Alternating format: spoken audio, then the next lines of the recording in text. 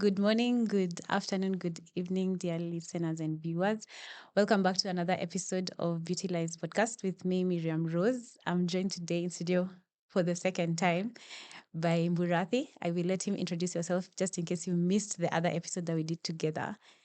Please stay on the lookout. I'll put the description below. Watch it. It was very, very interesting.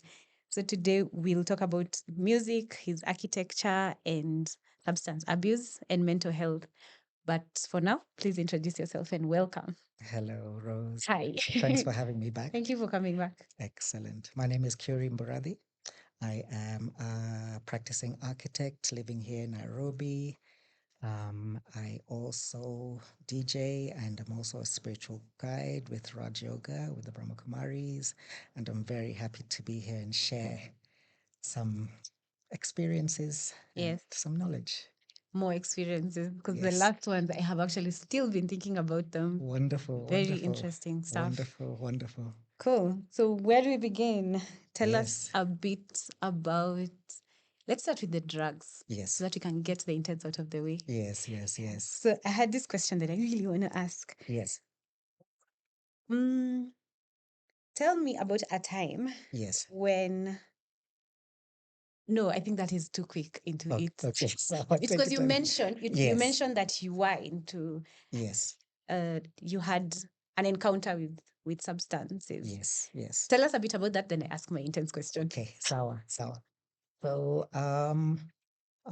like most teenagers, Mm, there was a period where I was into self-exploration and discovery. mm, And for me, that avenue was definitely explored with drugs. And first started by smoking weed when I was about 17 and enjoyed it very much. Did they tell you that it would stick in the brain for like 7 years? Yeah, they did. Oh God! Yeah, And you still went ahead? yeah, definitely. Oh, I did the research. I saw what it was all about, and I did, and I had a fantastic time, in fact. And it definitely, marijuana definitely opens your mind a lot, and you have some wonderful experiences. But that's not to say that it can't be abused. See, that's the thing. Like with everything, including food, you can use and you can abuse. And so I wasn't abusing to begin with. And it was fantastic. And then I actually also started raving when I was about 17 as well. And that really changed my life for the positive hugely, hugely, hugely, hugely. And how I'll do you tell you mean? why. Yeah. Because the rave community is an exceptional, socially strong, and warm community. Uh, First of all, I realized in England, the rave community is DIY. Everything is done by the people for the people. So there's, of course, now, so I'm talking about the mid to late 90s, which is a long time ago. So this was before the commercialization of dance music. And everything was run by the community, for the community. Through it, we were able to cut down so many social and economical boundaries. And I'll give you an example, Yes. actually. So when I started raving, I was in Clifton College, which is a very posh boarding school in just outside of Bristol. And I was having a fantastic time. But I remember the first time I went, what was shocking, first of all, these adults were completely open, free, and in full expression. And also the interactions, there was no prejudices behind it. And of course, this actually has a lot to do with ecstasy because ecstasy opens your heart a lot and you're able to experience emotions. So, what ecstasy does, it actually releases the drug serotonin, which is a naturally occurring drug. So, MDMA releases serotonin. So, when you're having the experience and you look at somebody and you see them and you connect and you're able to say, I love you as a person. And for a lot of people, that's the first time they say it genuinely. And because it's a natural chemical, you actually feel it. So when you wake up, you remember that and it's still there. So then because it opens your heart, you have really close interactions with people, real interaction that breaks down a lot of boundaries. So I realized this. There was one afternoon after I'd started raving, and we were in the dining hall now, going to be served. It was like a group of 4 or 5 of us, and it's a big dining hall, like 300 people or whatever. but it's just a group of us, and we were walking towards the counter. And as we were walking, of course, in the full posh, Uniform. setting the scene exactly, posh uniform. The school's like 350 years old, so it's like super posh. And behind the counter serving, I saw Polly, who was a friend that I knew from raving. So myself being in the posh school looks at the server, right? And before I make eye contact, I can feel all the social pressures of, oh my God, what are my friends going to think? She's a server, she's going to recognize me. And, all of that stuff. And then I remember, I'm like, wait, but that's Polly. I love her. I spend every weekend with her and we're connected, right? And we make eye contact and I'm like, Polly. And she's like, Kiũri. And we just like run to each other, hug, blah, blah, blah, blah. We're like, ah. And she goes back to the counter. So she serves us. But so there's no issue with the role. But because we are connected and we've had a true experience, all of those things just disappear. Yeah. So that's the power of the rave community And when the it's fact done that correctly. it Yes. happened, it happened after. Yes. Well after. Yes, That's absolutely. very interesting. Absolutely. And this was just like 3 months after I'd started Really? raving. Yeah. I made some of my Oh, wow. best friends through raves actually. So that was wonderful. And so as a way of giving back to the community, actually, like I decided I wanted to DJ. And so that's actually when I started DJing when I was 17. And so Within the same community? yes, yeah, yeah. So I was playing uh, funky techno, I was playing drum and bass and jungle, so like party music, like really party music. But then also it had the attitude because, the rave scene is like the counterculture to the mainstream. So it's not very happy with the mainstream because the mainstream compromises, like, for example, quality of music. The mainstream uses the lowest factor denominators to make music. It's not like, So there was also an angst and an anger at the system. And so that was represented in the music as well. So, I mean, it was a lot of fun, but it was. So, yeah. And from that, I made some of my best friends. I was connected. I was part of a community, which was amazing. And so I stayed connected to rave culture for the rest of my life until I was about 27. Wherever I was, I would be involved with it, with whatever counterculture was happening. I'd be participating in it and everything. And then unfortunately, it got to the point where now this is now where the use and the abuse comes in. So one of our challenges that we know at the moment, there's a huge mental health situation, condition. And in essence, it's because we have lost our, okay, I mean, there's many reasons, but I won't go into too many, but in basic levels, we have lost our connection to ourselves and to source and the creator. And because we've lost that connection, we try to look for it outside. And so we, abuse. And then the other thing is because of that, the way we treat our children also becomes problematic. And so we traumatize them. And so there's this cycle of trauma that's been happening. And we know all our adult issues are from childhood traumas. So the culmination of all of these things results in a very high mental health problem situation. And one of the easiest ways to not address that is abuse, whatever it is, whether it's food, drugs, alcohol, work, whatever it is. So I definitely used drugs. And so now that's where the abuse comes in, right? So yeah, so it's like with anything, it's like a two-sided coin. You can use or it can be abused for sure. And of course, that's why things are illegal, is because most people don't have the internal capacity to use and keep it at use. There's a tendency, in fact, there's a direct line between starting to use and then because nobody has a very clear untraumatized life, a lot of people go into abuse.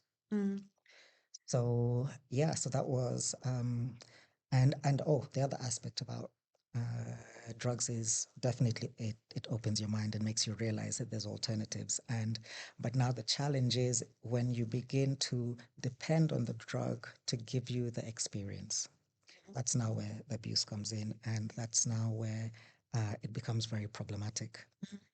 Because you can actually experience all of these things on your own, but it takes a lot of So time. slow. Yes, definitely. It takes a lot of effort, a lot of Yeah. time, practice. Mm. But then that experience is very different because it's controlled, it's positive, you're able to have it wherever you are.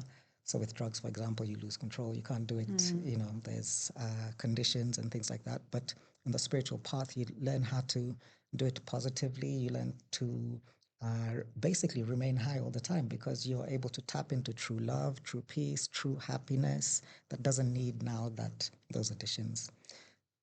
You can keep going because Yes. I'm just learning so much.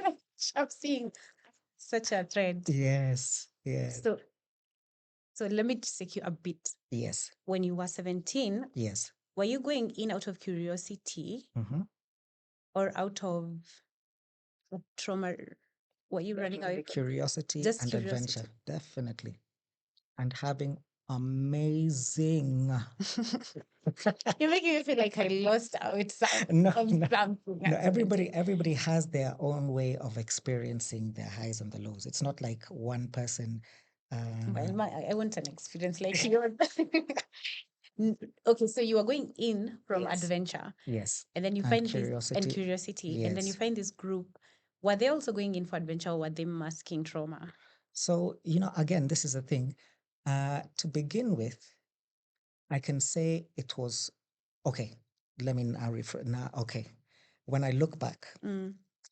most was adventures, but there were definitely some people who were traumatized in doing it. But it was very obvious that they weren't having the same kind of experience as we were. But because they were part of the community, we tolerated and we brought them in and allowed them to, you know, have the experiences as well.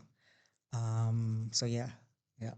Because now you're making me feel like, and this is it's my fault for having a very one-dimensional attitude towards substances that you only take them when you want to mask something. And from listening to you, I'm realizing you can actually be a healthy person who partakes of drugs and uses them as a tool. Yes.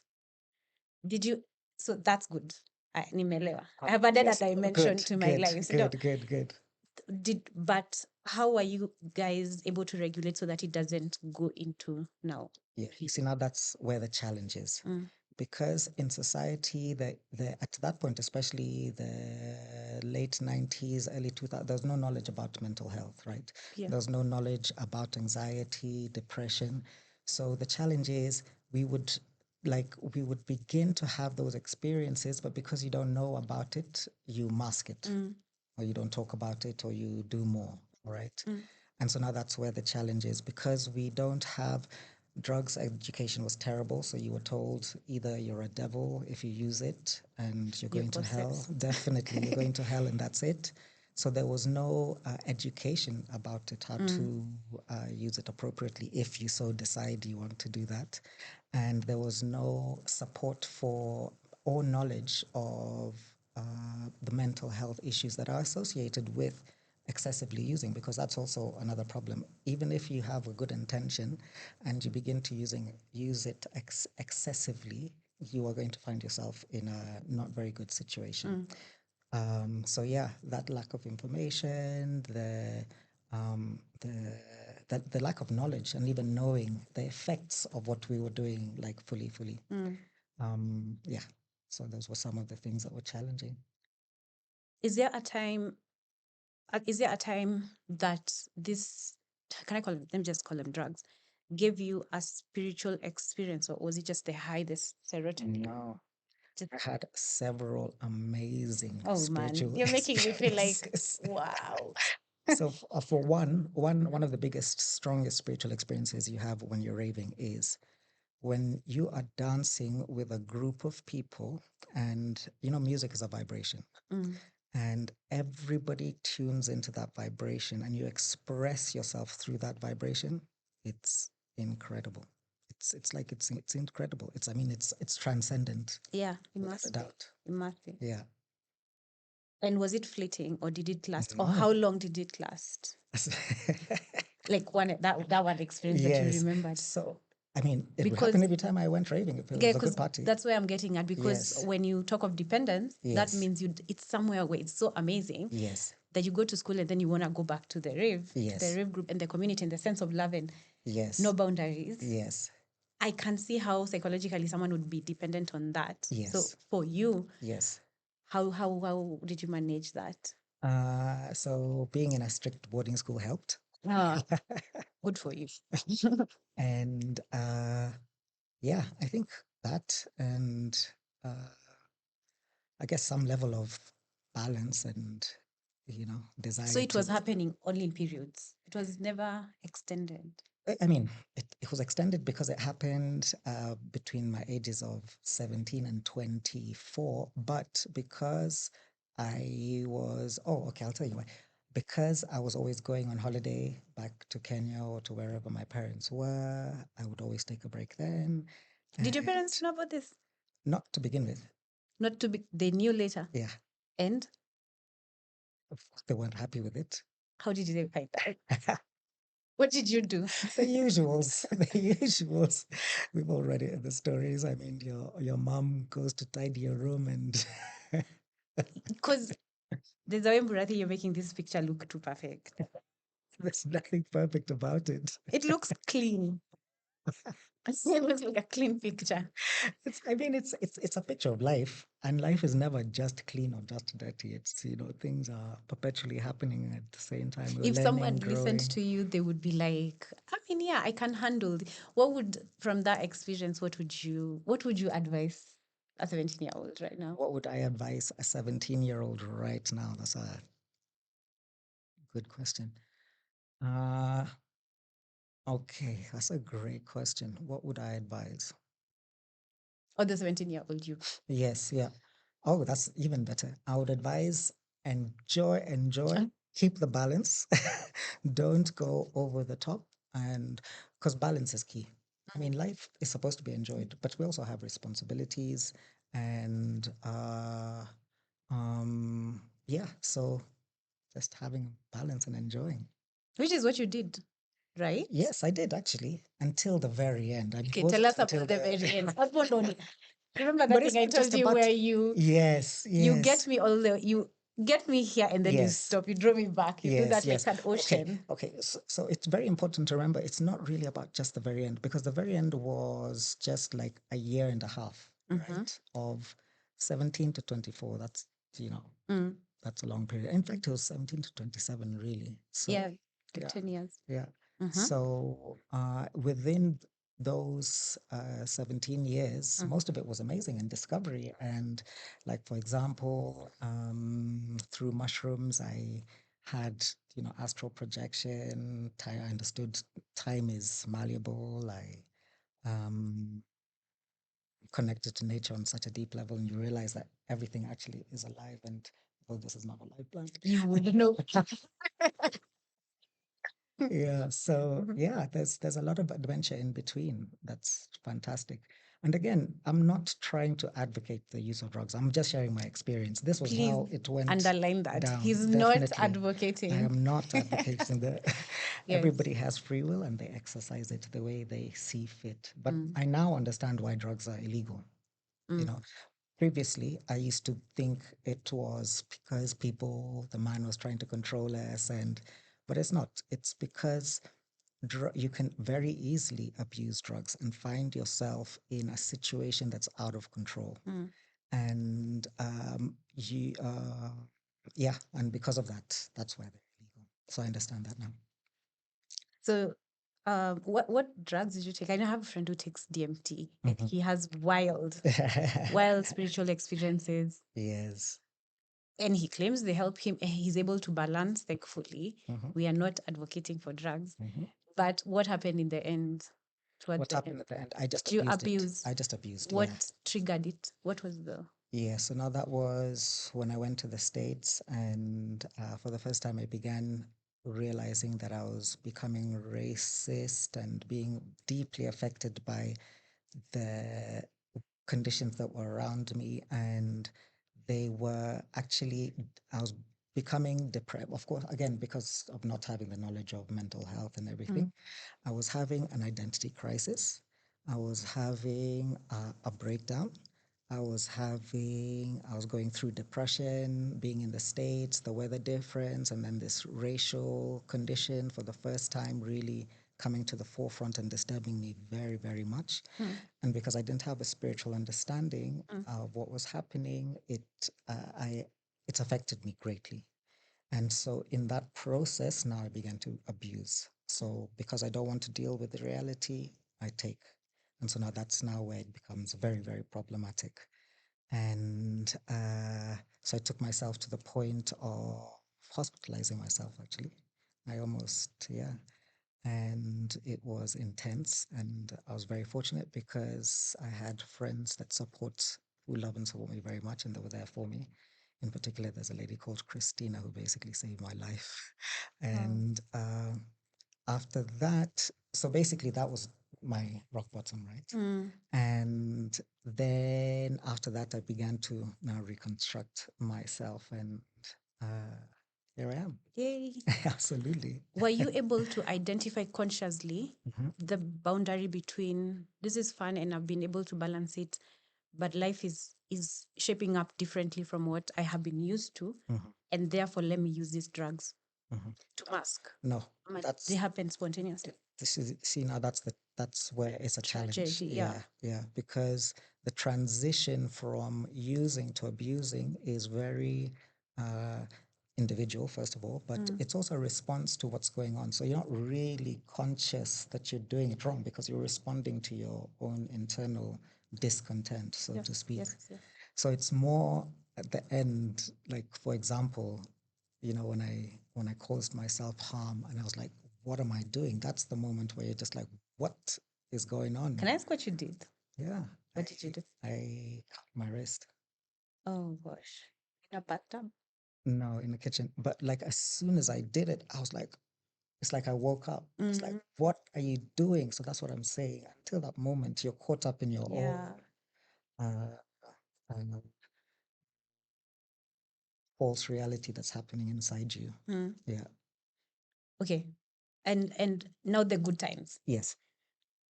Was your happy? You mentioned when you were explaining that, so that to avoid dependency, we need, and we know this even in the spiritual world, where we need to get the happiness and the joy from inside. Yes. So that we don't become dependent on the external. Where were you drawing your happiness? At which point? The good times, not The good times. Okay. Yeah. From the experiences themselves, of course, I was expressing myself musically and creatively, the interactions with the people and living. Yeah. So that is what sustained. No, I think it's making sense. Yeah. It's what sustained the balance. Correct. Because it wasn't just, what I'm noticing is that the people who might have the mental health, maybe challenges, who are masking, using the substance to mask, are the ones who might require, if you don't have a healthy source of happiness and joy, which is from inside, yes, you will not use the substances as a tool. correct. You use them as a crutch. Yes, absolutely. I like the dynamic, the dichotomy. Yes. Yeah. Wow. Yeah. It's I've never met anyone like you there are many. who is able to package it. I didn't even see this side of Yes. of drugs. I think it's just because most people don't express it. They keep it Or private. maybe the community is more on the side of, or maybe we just think they're crazy when they try to tell us that we think they're consoling themselves. Like you're Definitely. probably just masking and saying, Yes. Yeah. wow, Yeah. okay. So the question I even asked is now redundant. You know what I mean? Because you already said that you had spiritual experiences. Yes. Right? Did your other friends have these experiences as well? Yes, to their own degree and to their own desires and places and conditions as well. But not all of them. Spirituality is not what connected you guys. Okay, so when we say spirituality, we are all spiritual. We're all spiritual beings having a human experience, right? So we're all spiritual. We may become more conscious that we are spiritual, but we're all having a spiritual experience. That's who we are. We're just not conscious of it, right? So whatever experience that you're having is a spiritual experience. Okay, I think I meant the ones who are aware.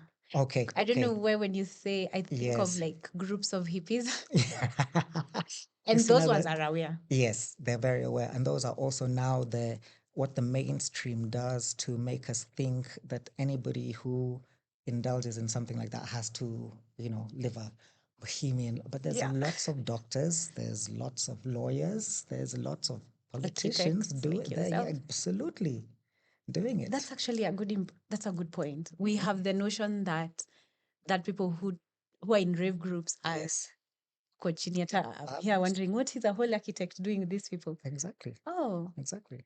it was professionals Yeah. and very intelligent Yes. The humans. whole scope of society is in the rave scene. The whole scope. It's completely Interesting. so okay. And there's a distinction between modern club culture and rave culture. There's a very big difference. Okay, expound, explain. Yes. Modern club culture is a commercial activity that has been set up for commercial gains so that people can have an experience. The rave scene is a community of people who put events together for themselves for the benefit of their own enjoyment. It's very, very different. I can feel maturity. There's a maturity difference in even how you're explaining. Yes, yeah. But and also that's not to say that there aren't raves that aren't problematic. We're human beings, right? So there's still people who put on parties and aren't very nice people. The that's the thing. We have a way of romanticizing whatever situation that we're thinking about, whether it be being a priest, we romanticize, we forget that that priest has decisions and choices and is going through experiences, depression, happiness, and everything, just like the person who's a DJ also has children, is growing up, is taking care of parents, has career, etc., etc. Wow. Now tell us about your DJ life and music. Yes. Enlighten us about music and spirituality. So for me, music is one of the most powerful human expressions there is. And I think one of the reasons it's so powerful is it's a vibration and it's a vibration that you can experience with other people. So, for example, when you're looking at art, you're looking at it, but you're having your own internal experience. Somebody standing next to is also interpreting it their own way, right? So you can be looking at the picture, but with music, because it's a vibration and you feel it, you can have a shared experience. So when you're feeling that vibration and you look at somebody else, they're also feeling, and that connection is magic. It's really, really deep. And also through music, like anything, we can express music in different vibrations. So we can express it in low vibrations and it can make us feel angsty and fearful and whatever it is. We can express it in a calm vibration and it will allow us to feel peaceful. We can also express it in a happy, like funk. When you listen to a nice funk, you just, it's the vibration that you're feeling, right? Yeah. And the same way when you listen to like a melancholic Smiths, you also want to be, that's the vibe. That's now the shared experience that I'm talking about, right? So music is extremely powerful and it transcends also culture, transcends time, and yeah, it's extremely powerful. So what I've found, and I've always been connected to music my whole life, like from a very young age. My dad had a really nice record collection, and I was always, I found a picture like 5 years ago of me at the turntable, like reaching to change a record, and I must have been like 3.5 years old. Wow. Yeah, so this fascination with spinning records has been there for a long time. And so I learned the piano, and this is a funny thing. So when I learned the piano, life is really funny. So when I learned the piano, I really enjoyed it, but then classical music really bored me because it wasn't really very fun, and I didn't feel like I had a connection to it. And then when I was sent to boarding school, and I was very not very happy with being sent from Malawi to like a boarding school as a way of retaliating. I realize now, as as a as a mean revenge to my parents, I quit the piano. Like, Oh. so, but then later on, now when the DJing came in, I got into it again. But I've always listened to music. So when I was DJing at that age, because also I was connected to the counterculture, and I had like, problems with the system, and I thought the world was unfair and everything, I expressed that vibration as well. So it was kind of angry music. I mean, it was funky and everything, but I was like, I was, as the longest, the word that Ice-T introduced me to, I was anti-disestablishmentarian. I was an anti-disestablishmentarian. So that was reflected in the music, and also the vibration that was felt. It was a lot of fun, but it was an angry vibration. Now, that angry vibration intensified when I went to the States and began to feel all of this, like injustices and everything. And um, but it was still very important because I was expressing for the people I was playing to what they're feeling as well. So it like I don't regret it at all. This is just realizations I'm having now. Like it was equally important that I was playing that music then as it is that I'm playing this music now. There's no, I'm not putting a bias on it actually, because it's just an expression of the human in different places, and it's all very important. You have to, in fact, you have to express. Expression is why we're here. We're here on earth to express and to express fully. And if you don't express, you'll feel one of our biggest issues is we don't express. And you suppress, and then it comes out in Exactly. unhealthy ways. Exactly. Whether it be disease or whatever. So, so now when I had my crisis, and there was a period where, of course, I wasn't even DJing, etc., as I was building myself up. And then, like 5 or 6 years after this happened, and I wanted to start expressing myself with music again, something really interesting happened. Like, I tried to play my records because I'd been collecting records for a really long time. But whenever I did, I would find myself like spinning into this energy again. I'd have to stop because I don't want that, you know. And again, I'm saying this having realized, right? So I just couldn't play my music. And then I realized it was because of the vibration. You know, now I'm in a different vibration. And so I had those, it was like very, very surreal. Like as I was realizing, I had like a 3 hour, I almost went into a trance with my records.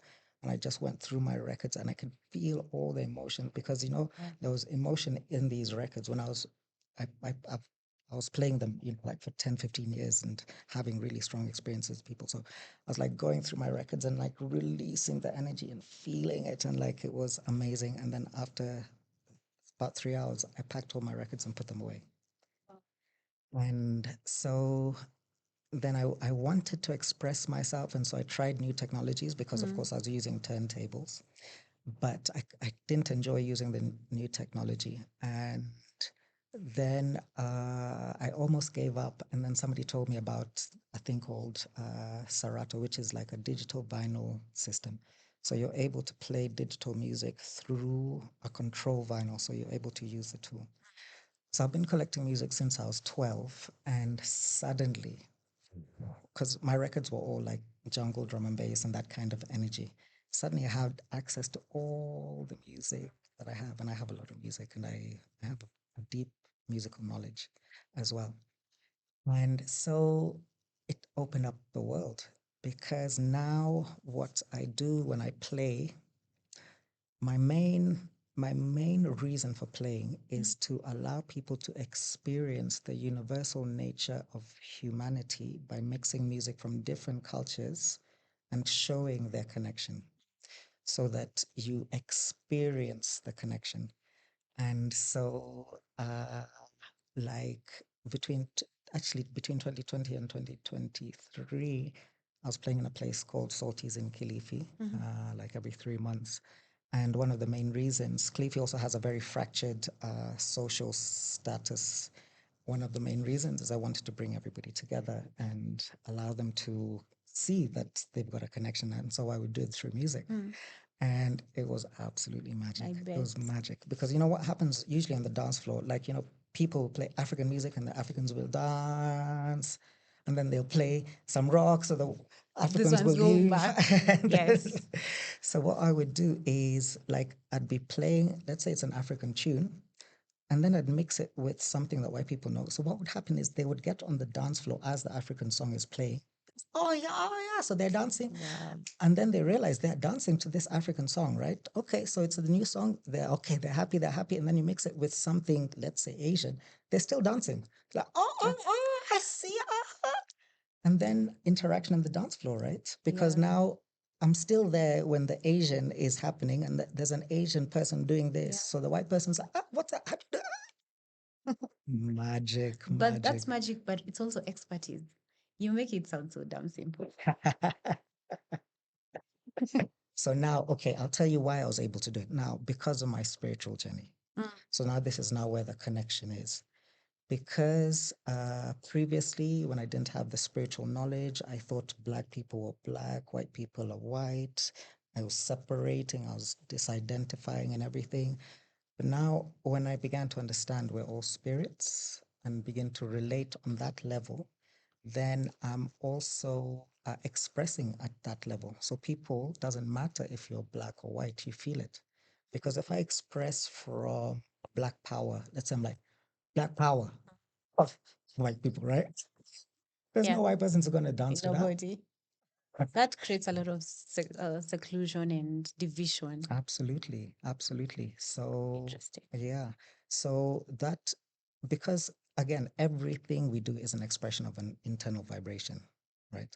So once you tune your vibration to a certain frequency, that's what you're going to express what you're doing. So now that's my point. So I have now seen that you can express music negatively, positively, neutrally, beneficially, like transformatively, mundanely, like terribly. I'm going through the list of all my songs, categorizing myself. It's interesting. Yes, so that's been a really, really enjoyable, because you know that's actually one of the things that I thought. Does that mean, you know, once I become a spiritual person, do I leave music? And you know, you just like no, man, no. And really, what you still DJ? Yeah, it Is you have to invite me to one of your DJ. I will. Because I'd love to experience this. This is new. Like I told you, I've never met anyone like you. Not But as a there's figure people of doing speech, it. but Yes. are there? Yeah, I'd there's love to people meet doing it. people who do that, because that for me reads very high level of spiritual awareness and expression. Unasema tu, but how get? I think you'd have to be me to see it, because I just see it so differently. Because the expression people talk about is the segregated one. It's like, I'm expressing myself as an African, I'm expressing myself as an anti, that's long name, establishment. Yes, anti-disestablishmentarianist. And true, they're on a spectrum and they're expressing themselves, but the ability to bring them together and express them out, that ability is like transmutation. It is definitely. Oh, I love it. Okay. And I can even feel it in the air, how you're very, you know, I was even thinking as I'm listening to you, maybe you have this ability, considering you say having your spiritual, yes, everyone is having a spiritual, but you started having yours at the age of 8. I remember that. So maybe you also came here with a gift of being able to harness energies. Does that make sense? Definitely. Exactly. I You recognize just that. have, yeah, I exactly. recognize that, definitely. It's a gift that you probably have. It just goes through you and comes out Yes. refined and maybe purified or just harnessed. And I think also in a way that people are able to relate to it. And For sure. And I think that's also because I remain engaged in the world. You know, a lot of times when people go on a spiritual journey, they step away from the world. But that's Guilty. but that's one of the practices of Raj Yoga is you have to be fully involved in the world while now. So that's why we use the symbol of the lotus. So there's all this craziness happening around us. Because we're all connected, we actually can't fully disconnect because Yeah. So that is, I really enjoy that. You know, I'd love to see you play like rock. Is it called death rock? I'm not good. The really hard, See, now hard that stuff. I wouldn't play because I don't resonate with that Oh, vibration. that's Yeah. because I was gonna say I would like to see you harness that. Yes. That would be You interesting. see, there's rock that I would play. Yeah, but I bet. yeah, there is. Yeah, I it's do. good rock Yeah. that I also still listen to. You see, it's not good or bad. It's the vibration. The vibrations low or high. Yes. Do you know? Let me tell you something Yes. that happened. Yes. One time, I don't know why. I was in bed and I just decided to. But you should tell me why this happened. I was listening. I don't know why. I just started listening to really hard rock. Yes. On YouTube. Yes. And at some point, I started feeling like I'm having a headache. But at some point, I felt like something got out of me. Like something just got out and walked away. And I was so scared, but I was also feeling really bad. Like, yuck. Ooey. And immediately, I wasn't scared, but I was Yes. like, there's something completely Yes. off. Yes. It's like a Yes. shadow side of me. Yes. So I had to bring myself back because I just took my japa and started chanting. Yes. And I guess that's how I was able to reconcile, though it took some time. So when we talk of low and high vibration, I knew and I promised myself that I would never go back. It was too low. Yes. Yeah. Yeah. Especially because I vibrate. I'm not high, but I'm high Yes. enough. Yes. Yes. Yes. Yeah. So yeah. low is Definitely. really low. Yes. Yeah. Yeah. Yeah. Yeah. Yeah. So how can you explain that experience? That So first of all, everything is in the feeling, right? You can tell whether it's a high vibration by how you feel. yeah. So what did your feeling? It was gooey. It was like red, if I could describe it. Yes. And then red, dark, Yes. mud, Yes. heavy, Yeah. oil. That's why you didn't like it because you're not at that vibration. There's some people who are at that vibration. That's why when they listen to it, they're like, Yeah, I see. That's why I'm saying it's not really about good or bad. It's a vibration that humans express depending on where you are on your journey. You get what I'm saying? So we've all expressed low at some point. Okay, we have. We have definitely, for sure, no doubt about it. Mm. In fact, that's the fact that keeps my ego in check. Because I okay, so on my spiritual journey, I realized one of the biggest things that I've had to work on is my ego. And so whenever I feel my ego coming in check or beginning to be like, look at this guy, I just remember I was exactly in that situation. So never judge, because it's just an expression of a human being at that point. And we all have the capacity of being as low and as high as low as whatever and as high as Christ consciousness. So I'd even forgotten that thing. Is there a correlation? Yes. There has to be a correlation between, again, substance and low vibration. Do you think drugs are low vibration? Yes, in a way, because they require, because, okay, I'll tell you why. Because you can have those experiences on your own if you are at a higher vibration. You can experience it. Now, again, I'm not saying that being in one state is better than the other because it's just, again, it's a human experience for somebody who's going through whatever it is that they're going through. But if you simply look at it as far as frequencies, Self-realization, enlightenment Mm. is, of course, at the highest level, right? You don't need to add anything to yourself because actually, that's who you You actually are. That's your original way. So we take these things because we've forgotten. And forgetting is part of one of the reasons we go low is we forget our original nature. So even when you're taking it, you are fundamentally you're doing it still to self-improve, right? It's just that you don't have the power and capacity to do it in a way that's sustainable or whatever. And that's why we also okay. So having been a drug addict myself, I realize that people don't take drugs to destroy themselves. They take drugs because they're lost and are searching and want to improve themselves, but they don't have the power or capacity to do anything better. We are all beautiful human beings doing our very best with what it is that we have, no matter what state we are. So realizing that and being aware of that, at least for me, allows me not to be as judgmental as I used to be. No, that's helping with my judgment. Wow. Okay. Anything else you want to add about music? No, not really. Powerful, it's magical. Yeah, No I think it blessing. is. I think it has potential to actually also transform. Because when you were saying about just what you said before, Yes. I imagine, and Yes. I wonder what you think about this. If I was in an addictive state and I placed myself in a room with high vibrational music, Yes. it would have potential to alter something in me. It will definitely help. Definitely. Definitely. And that's also why sound healing works. That's the principle of sound healing. It's like a vibration that, okay, so everything we do is a vibration. From the thoughts to the words to the action, it's also like a frequency, right? And like we said, there's low frequencies and the high frequencies, and we express it.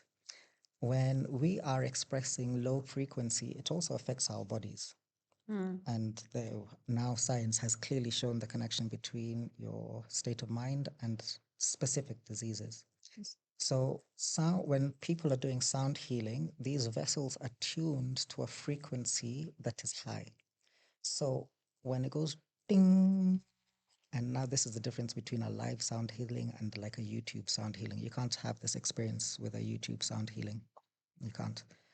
Because then it's just a sound molecule. It's a representation of that vibration which you're hearing from in your ear. It's not actually because when you go ding, that tone affects the air molecules at a particular frequency. Now, when that passes through your body, your cells tune into that frequency, which is higher than yours.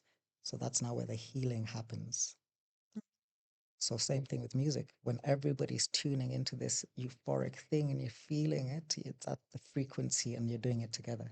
So sound healing does it to divine healing frequencies that deeply affect you physically. Oh wow! So those things, those recordings, lives on YouTube, are doing nothing. Not We really. listen to them when we are I sleeping. know. I mean, placebo effect, definitely they're doing something. True. Definitely. But that's so interesting. My God. So tell us how what I love also, I love this specifically, that the spiritual yours is what has helped you tie everything together. I think that I keep feeling like it's a common denominator for you Yes. for a lot of everything in your life. Yes. So with that in mind, let's talk about your architecture. What would you like to know about my architecture? You mentioned a bit, but assuming we didn't talk about this, Yes. Was the fascination did it come from? I think first I need to understand what architecture is. Yes. Because Okay. I think most of us assume we know, but we don't. Yes. And was that fascination of what architecture entails something that you got from when you were young also? And how has it? Yes.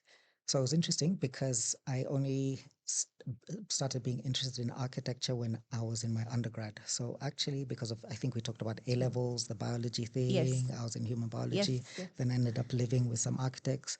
So it fascinated me because I'm artistically inclined anyway. I thought so. Yes. And so I saw them creating these things, doing drawings. So that's what pulled me to it. Now, once I started it, another very interesting thing happened. Remember, I said I was raving until I was like 20. The crisis was at 26, 27.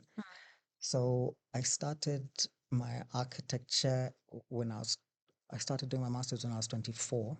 So I was fortunate I finished my raving as I was still in university doing my master's and had my crisis. So I was able to study architecture now in a not traumatized state of mind, blah, blah, blah. And then I began practicing because when I left the States and came to Kenya and started practicing it, I also started my serious spiritual journey then because I needed to build myself back together.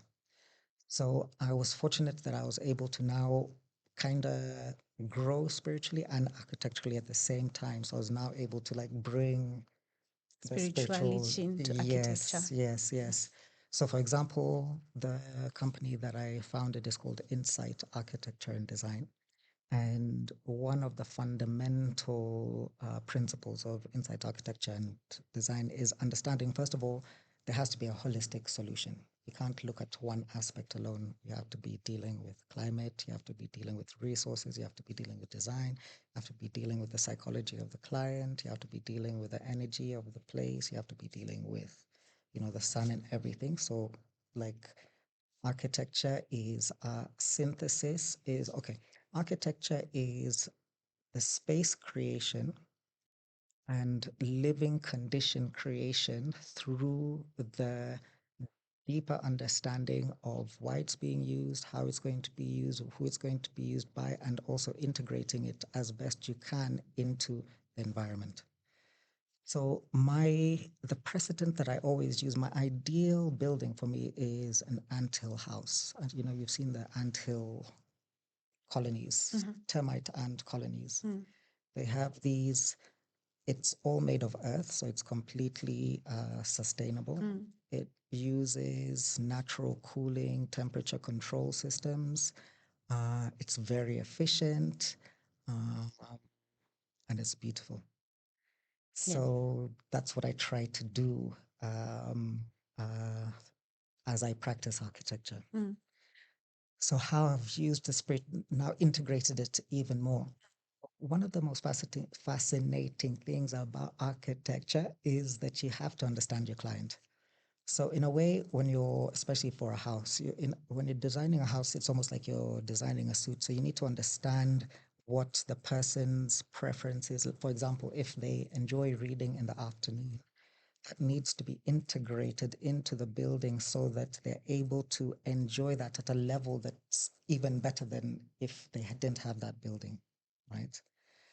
Very few people. I'm shocked. Can you see the shock on my face? Because what are those cells we are living in? My God. They're not designed by architects, and that's not architecture. That's why I asked that question. Yeah. Oh, Lord. Okay, continue. Interesting. And so one of the parts that I really love is now getting to understand the person and what turns them on, and how I can bring that out. So that allows, now when you're occupying the building, magic. Because, for example, if you enjoy reading in the afternoon and there's a place in your building where you can sit and it's perfectly aligned for the sunset, but you're not hot and there's a breeze, that's magic, right? So that's what really fascinates me. Then the other thing that is also very interesting, it's very psychological because, especially when you're doing homes, because you have very you're being invited into a very established relationship and then having to decipher and design for them while keeping the peace, first of all. So I'll give you a practical example. Yes. It's amazing. So maybe you have like a couple and the wife is just naturally the dominant person, right? When I'm getting information from both parties, I have to get information from both parties, but I have to do it in a way that doesn't upset that balance. And then I also have to implement it, in a way that doesn't upset that balance. For example, what does balance look like, for So example? balance is now in that relationship where one person is more dominant than the other. And that's how the relationship is moving forward. I have to design it so that that balance is kept. I'm still putting what this other person who isn't dominant needs in the design, but both people will see it and still maintain. And still see themselves living in that home. Yes, They'll and it still won't rock identify. also that dominant, That's crazy, dude. How do you submissive. do that? I have to visit your home, your office. So Does now that take, is it natural to you? Does it take so much out of you? So now this is, see that it takes a lot of power and energy. Now this is where spirituality comes in. So with Raj Yoga, we learn how to tap into source. So I use that energy. It's not actually me. You'd So be dead by now. absolutely, I would be. I'd be burnt out. Mm. Be a psychotic, arrogant, crazy. Wow. Yeah, Wow. yeah. Okay, continue. And so that's I'm so inspired. good. I swear, I feel so good listening Good. to you. Yay. Yo, it's a thing. It's a really Yeah, mundane is boring. it is boring. And you know, we didn't realize that we can make things magical all the time. We can have fun all Yeah. the time wherever you are. In the Yeah. board meeting, with your parents, Actually, wherever you are, you can have you are making me wonderful believe time. this. You're making me believe this. I think I'm those people who are like, when are we leaving this place? I need to go have fun out Yes, there. yes. Now that you're making me believe in life as fun, thanks. Oh, you're welcome. My pleasure. I've never had anyone think of the sun, dude. Like, what do you mean, sun? Oh, that's why I love old houses. I feel like the Yes. guys used to act, those were real architecture. The old. If you want to see Nairobi CBD, Mm. all the buildings that were built before probably 78 Mm. are beautiful pieces of architecture. Anything after isn't. And Jail. that's that. Before that, light, weather, orientation was an integral part of architecture. And we've done this with a lot of things. It's not just in architecture, and it's not just here. It's, you know, again, it's very important to remember that the human experience is the same wherever you are. We're just having it. We're just experiencing different sets and backgrounds, but the experience itself. What's the missing link? Is what was lost? Where do you think we lost it? First of all, it's a natural loss that happens with any system that's in action. Mm. So the same thing would happen, for example, if you got a petri dish of bacteria, it would start thriving and then it reaches a point where the resources become an issue, then it eats itself and then it starts again, thrives. So we're in the middle of a cycle that's perpetually happening. And we just happen to be at that point where things are, where we are coming towards closeness before it Mm. Do grows you again. feel like you're going against the grain, Definitely. especially in this country when you're doing work for? Oh, you said it's everywhere, it's global. So Yes. do you feel like you're going against the grain? Yes, in a way, because so two things are happening as we speak. There is the destruction of the old way and the establishment of the new way. Um, so most people are involved with the destruction of the old way, Mm. but that role is equally important. Like you see, nobody's doing anything wrong. Everybody's just playing a specific role and part that they have. Mm. And I'm fortunate enough to To be playing the realize, inspirational one. yes, I realize that there's people in the destructive place who are inspirations for those guys also. What? Yes. I want you to say a bit more about when you said where you draw inspiration from, where you draw this essence from. Mhm. It's your spirituality through Raj Yoga. Say a bit about that, assuming someone Mhm. is inspired like I am and want to draw more of source to themselves, even into their work, even if it's not architecture. Just Yeah. say a bit more about that. Yes. So Raj Yoga is a spiritual practice that is practiced globally. And it is in essence, okay, what's the essence of Raj Yoga? So the essence of Raj Yoga is returning to our original and true nature. Mm. And to do that, there's particular practices that are set up that help with that process. It's completely up to you how deeply you take that journey and whatever. Mm. But in essence, there's basically like four aspects. One is the meditation itself, so the actual spiritual practice of experiencing yourself as soul, connecting to supreme soul, drawing that power, learning how to use it. So that's one aspect. And then once you learn that, you can now utilize Apply it it in your daily life. Exactly. And then there is the knowledge, which is now understanding why the world is the way it is. So how karma works, the cycle that we mentioned, energy states, all of that stuff. So you have an understanding. So now this is the piece that remember I said when I was in the States, I didn't have knowledge. So things were affecting me deeply. So once I understood how karma works, then I know why these things unfold. So that knowledge, knowledge frees the mind from a lot of doubt, misunderstandings, misinterpretations. So you're able to understand. Give us an example of what you understood when you understood karma about your situation. Good question. Okay, so before I understood how karma worked, I thought there's a lot black people were here and white people were here. And I'll give you the practical example, right? So I thought there was a black race and a white race. But that's a myth actually. And because I believed that, then I believed that it was one group against another group. So I would take sides to the group. That's actually not how it works. So how it actually works is we are all spiritual beings within these bodies, right?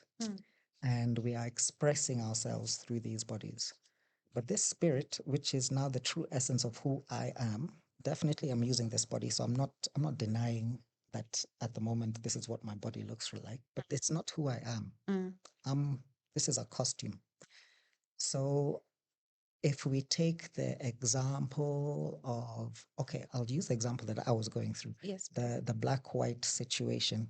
So I thought that white people for the past 1,000 people, 1,000 years have been abusing black people.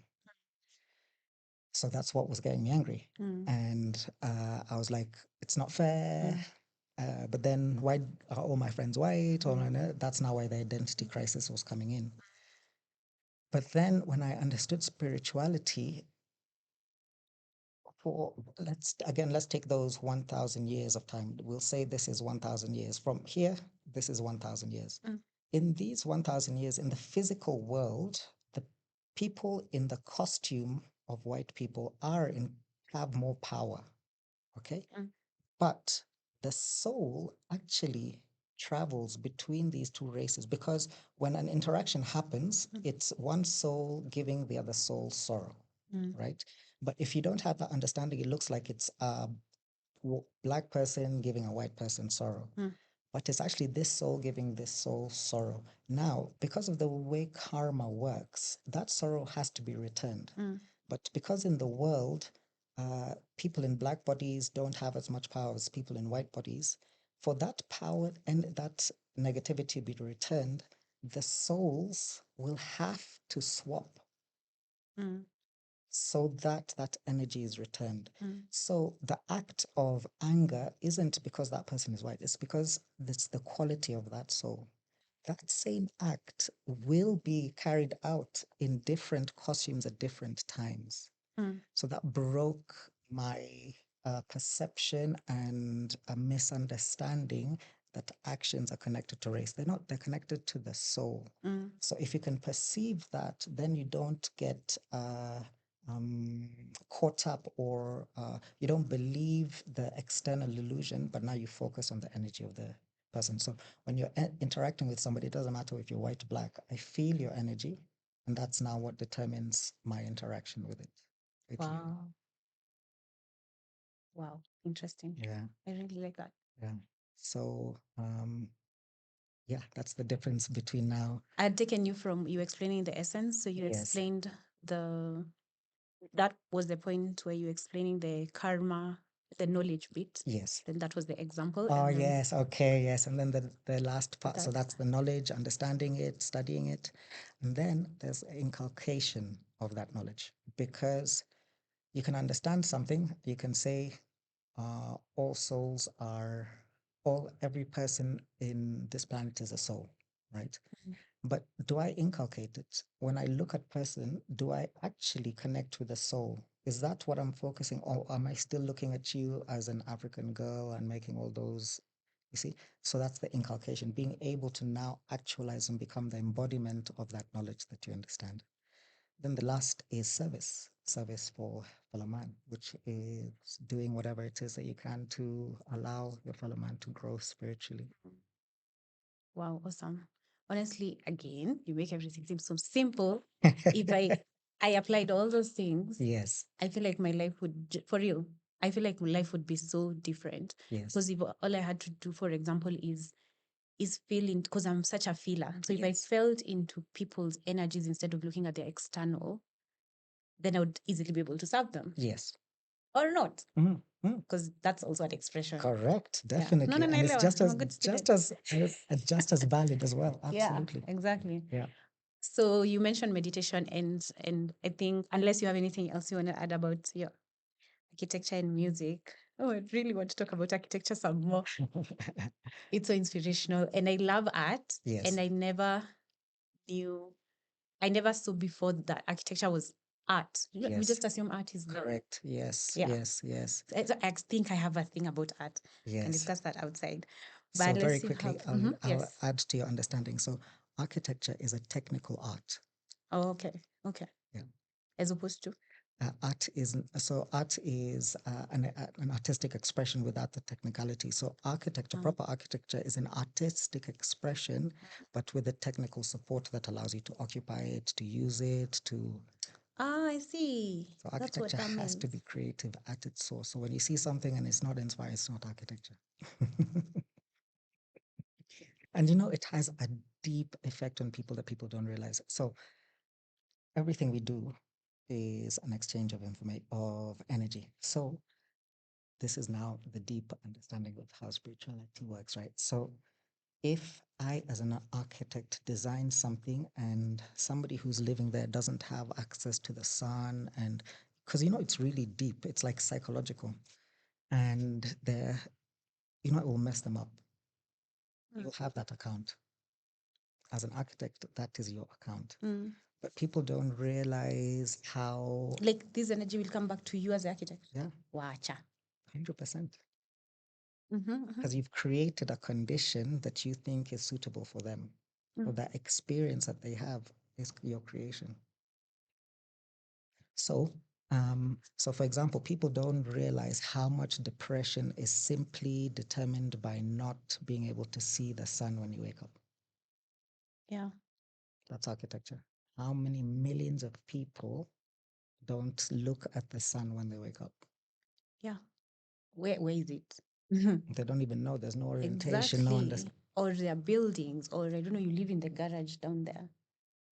And you can even be in a 50 million shilling home, but it's facing away from the sun, or that's good. There's 2 or 3 rooms in between, so like you have to turn on the light when you wake up, and it's daylight outside.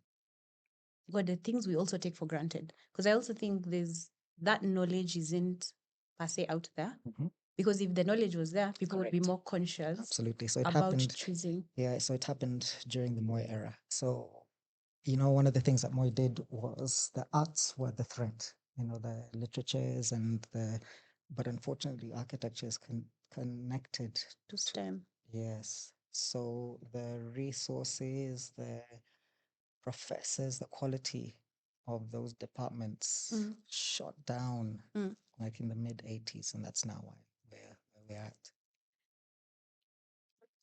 Even your association can't do anything, or No, because you see, it's deep, because the people in the association were educated by the system. It's a Mhm. systemic issue. Mm. There's somewhere I read, I actually remembered that in, I think, Japan or India or somewhere, Yes. you can't get the occupational certificate or the completion certificate Mhm. or even any certificate to start if you don't follow Feng Shui. Do you follow Feng Shui? Yes. You do? Yeah. I bet you do. Of course. It's a rhetorical question. Yes. Yes, if they Yes. don't follow your Now imagine whatever that. in, That shows the institutionalness of it. yeah, Yeah. but it also makes sense because now there is this, now the lady who was talking about this, her dad was lying on a, I think they're called ley lines, Okay. and he got cancer. Like the bedroom, Mm. where the bedroom was situated, it's just a line. So it was just Yes. crossing the dad's side of the bed, and he ended up being sick. And it's only later when she started doing Feng Shui that she realized that the line was crossing there. And Yes. also putting the rooms, I think, along the gravitational. Yes. Also, which All those was oriented east west, which rooms are sitting where.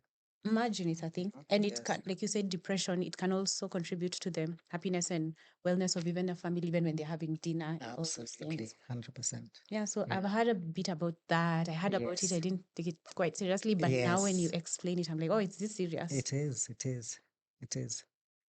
Now that we talked about a bit about, he will explain to us the essence of spirituality and how we can put it in our daily lives. Yes. You can take us through an exercise in meditation. So maybe people can now tune in. It'd be and my watch. pleasure. Yeah. Absolutely. Thank you. Okay, so for this meditation, in Raj Yoga, we usually do an open eye, but we'll do a closed eye one because it's easier for the first one. Mm. So wherever you are, you just make sure that you're sitting straight. If you can, don't lean back on your seat because that will keep you awake and active. Yeah. And then just simply follow the instructions of my voice. So we start this meditation simply by sitting and breathing. As we become aware of each breath we take, as we balance the inhale with the exhale. We breathe strong enough so that we can hear and feel the air pass through our noses. So a nice active breath. With each breath, I feel my whole body relax. And as a gift to my body, I visualize and experience a golden light from the tip of my toes as it slowly travels through my toes into my feet. This light warms and relaxes each and every cell that it passes through. The light enters my ankles. I feel it travel up through my calves, into my knees. I release the tension in my knees. The light travels slowly up my thighs as it warms, relaxes, and releases each and every cell that it passes through my hips and my pelvis as it travels up, through my reproductive organs, through my lower intestines, massages all my internal organs that I give thanks to who are working, up through my solar plexus. The light enters, passes through my diaphragm into my lungs as it slowly travels up my chest, through my heart, into my shoulders as I release all the tension from my shoulders.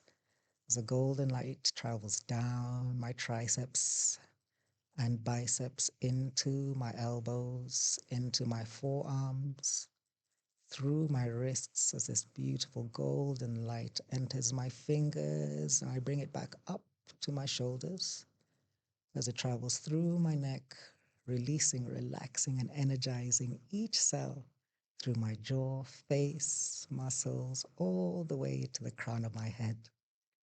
And I visualize and experience myself as a golden body of light.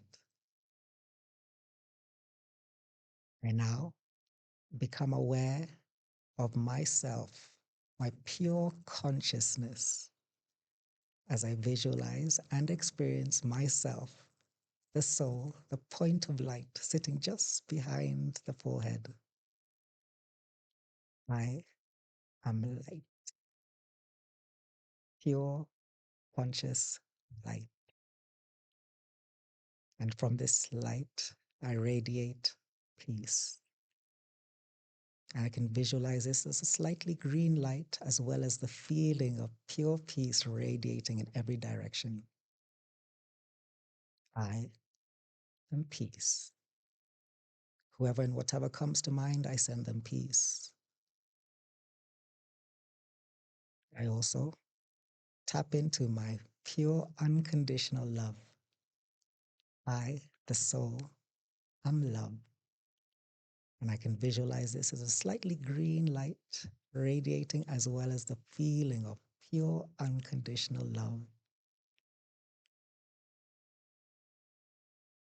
Whatever and whoever comes to mind, I send them love as I enjoy experiencing my true self. I now also become aware of my true and original nature of joy and happiness. And I can experience this as a slightly yellow light, as well as the feeling of joy radiating from either soul out to the rest of the universe. I am joyous. Whoever and whatever comes to mind, I send them joy.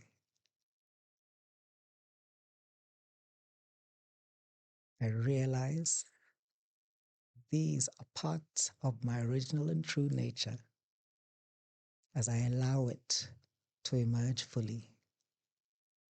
I am peace. I am love. And I am joyous.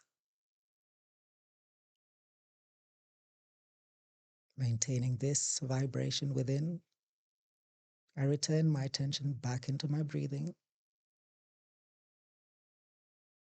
while still holding the awareness of the point of light as I gently re-engage my body. Feel the weight of my body against the seat, my clothes against the skin, all the while holding this vibration. We now very gently open our eyes and close this meditation with 3 deep breaths as we breathe in through the nose and out through the mouth. In and out. The last big breath in and out.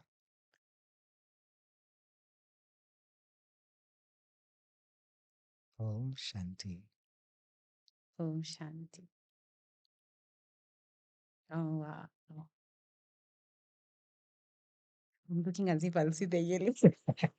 Because that was beautiful. Beautiful.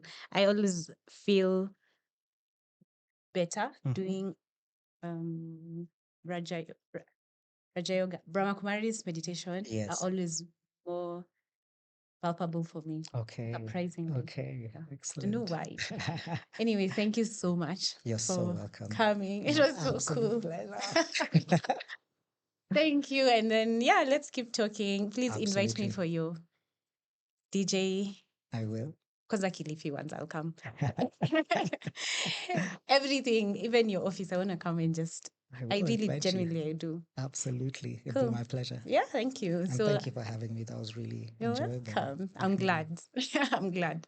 So until next time, thank you for joining us. We shall see you in the next episode. Goodbye. Bye.